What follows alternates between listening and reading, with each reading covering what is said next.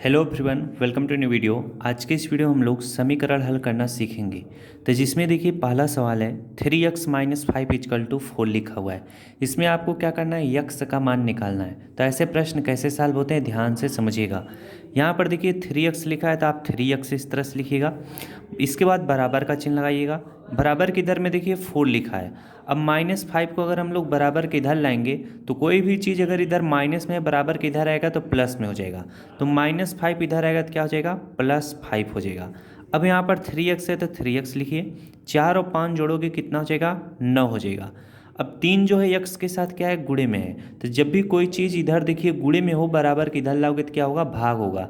उसी तरह से सेम चीज़ अगर जैसे यहाँ पर कोई चीज़ प्लस में बराबर के इधर लाओगे माइनस में होगा। अगर कोई चीज़ बराबर के इधर में भाग है इधर आएगा तो क्या होगा, गुणा होगा। उसी तरह से सेम अगर आप इधर से इधर लेके जाओगे तो वही चीज़ बदलेगा। अगर इधर प्लस में है तो इधर आएगा माइनस में होगा, इधर गुणे में तो इधर आएगा भाग में होगा, इधर भाग में तो इधर आएगा गुणे में होगा। बातें समझ में आ गई। तो 3 जो है यक्स के साथ गुणे में इधर आएगा तो भाग होगा। तो यक्स बराबर क्या लिखा जाएगा, 9। भाग का मतलब बटे का चिन्ह, 3 इधर क्या बटे में लिखा जाएगा। 3 से 9 को काट दो, 3 के 3, 3 त्रिका 9। यक्स बराबर कितना आया है, 3 आया है। ये आपका उत्तर होगा इस प्रश्न का। अगला प्रश्न है देखिए 3x + 12 इजकल टू 24 लिखा हुआ है। 3x है तो हम लोग इसको 3x लिखेंगे, बराबर का चिन्ह लाएंगे। 24 है तो 24 लिख लेंगे। अब +24 इधर आएगा तो क्या हो जाएगा, +12 इधर आएगा तो क्या हो जाएगा, -12 हो जाएगा। अब यहाँ पर 3x है तो 3x लिखेंगे। 24 में से 12 घटाएंगे तो कितना आएगा, 12 आएगा। 3 जो है x के साथ गुणे में इधर आएगा तो भाग में होगा। तो भाग होने का मतलब हम इसे डायरेक्ट काट सकते हैं। 3 1 के 3 और 3 चौके कितना होता है, 12 होता है। यक्स बराबर कितना आएगा, 4 आएगा। ये इस प्रश्न का क्या होगा, आंसर होगा। तो जब भी इस टाइप के प्रश्न आएंगे आप अच्छे से कर लोगे, काफ़ी अच्छे से मैंने बताया।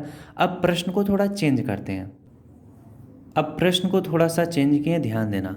यहाँ पर आपको क्या 5x + 2 बराबर 3x + 8 लिखा हुआ दिखाई दे रहा है। इसमें भी आपको यक्स का ही मान निकालना है। तो यहाँ पर जैसे 5x है और 3x है, इनको पास में लाना है और +2 और 8 को इसको इसके पास में लाना है। तो 5x है तो इसको आप इस तरह से 5x लिखिए। अब ये जो 3x है बराबर के इधर देखिए +3x है, बराबर के इधर आएगा तो क्या हो जाएगा, -3x हो जाएगा। अब बराबर का चिन्ह लगाओ, इधर +8 है तो 8 लिखो, +2 इधर आएगा तो क्या हो जाएगा, -2 हो जाएगा। बातें समझ में आई। अब 5x में से 3x घटाओगे कितना आएगा, 2x आएगा। बराबर का चिन्ह लगाओ। 8 में से 2 घटाओगे कितना आएगा, 6 आएगा। 2 जो है x के साथ गुणे में इधर आएगा तो भाग हो जाएगा। तो 2 से 6 को काट दो, 2 3 6। यक्स बराबर कितना आएगा, 3 आएगा। ये इस प्रश्न का क्या है, उत्तर है। चलिए अगला प्रश्न कराते हैं। अगला प्रश्न है देखिए 6y - 9 बराबर 2y + 15 है। अब यहाँ पर y का मान निकालना है। तो 6y है तो 6y लिखेंगे। अब +2y इधर आएगा तो क्या हो जाएगा, -2y हो जाएगा। बराबर इधर 15 है तो 15 लिखना। -9 इधर आएगा तो क्या हो जाएगा, +9 हो जाएगा। अब हम इसको सॉल्व करेंगे। 6y में से 2y घटाओगे कितना आएगा, 4y आएगा। कितना आएगा, 4y। बराबर इधर 15 और 9 जोड़ोगे तो कितना हो जाएगा, 24 हो जाएगा। कितना हो जाएगा, 15 और 9 जोड़ोगे कितना हो जाएगा, 24 हो जाएगा। अब देखिए 4 जो है y के साथ गुणे में इधर आएगा भाग होगा। तो 4 से 24 को काट दो, 4 छंग कितना होगा, 24 होगा। y बराबर कितना है, 6। ये इस प्रश्न का क्या होगा, उत्तर होगा। तो जब भी समीकरण के ऐसे प्रश्न आएंगे इनको सेम इसी तरह से क्या करिएगा, सॉल्व करिएगा। अब देखिए समीकरण के कुछ आपको इस टाइप के प्रश्न मिलेंगे जो कि काफ़ी मस्त होते हैं। x/3 - 7 बराबर 14 लिखा है। इसमें भी आपको x का मान निकालना है। तो कैसे ऐसे प्रश्न सॉल्व होंगे, 7 के नीचे कुछ भी नहीं तो आप बटे 1 लिखिए। अब ये x/3 - 7/1 है, यानी भिन्न का घटाव आपको दिखाई दे रहा है। तो सबसे पहले इसका हम हर बराबर करते हैं। तो संख्याएं छोटी हैं तो हम क्रॉस मल्टीप्लिकेशन से हर बराबर कर लेंगे। एक का गुणा आप यक्स में करोगे तो 1x होगा, तो इसे आप यक्स लिख लेना। 3 का गुणा 7 में करोगे, 7 त्रिक कितना हो जाएगा, 21 हो जाएगा। बटे का चिन्ह लगाओ। 3 का गुणा 1 में कर लो, 3 1 के 3 हो जाएगा। आगे बराबर 4 है तो बराबर 4 लिखो। अब यहाँ पर हम x - 21 लिखेंगे। x - 21 इस तरह से लिखेंगे। अब ये जो बटे में 3 था इधर क्या है, बटे में यानी भाग में, बराबर के इधर आएगा तो क्या होगा, गुणा हो जाएगा। तो 3 का गुणा 4 के साथ हो जाएगा। तो बराबर कितना हो जाएगा, 3 चौके 12 हो जाएगा।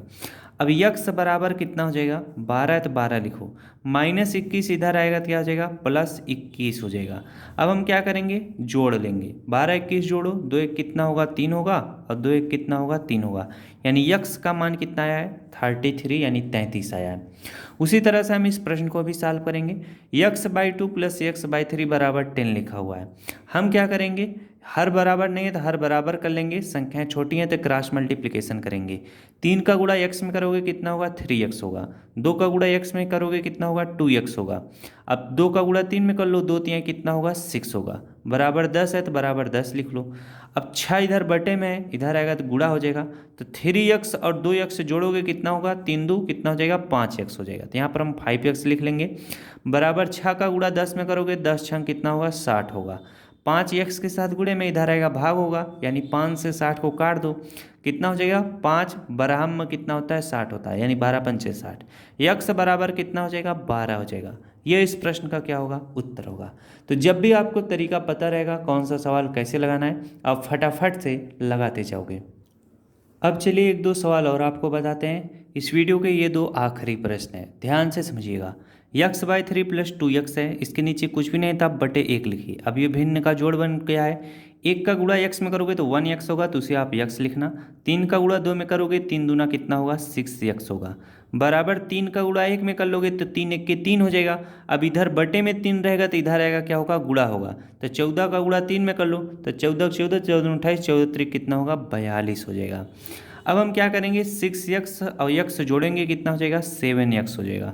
बराबर इधर कितना है, 42 है, 42 लिख लो। 7x के साथ गुणे में इधर आएगा तो भाग होगा, तो 7 से 42 को काट देंगे, तो 7 5 35, 7 6 कितना होता है, 42 होता है। यक्स बराबर कितना आएगा, 6 आएगा। ये इस प्रश्न का क्या होगा, उत्तर होगा।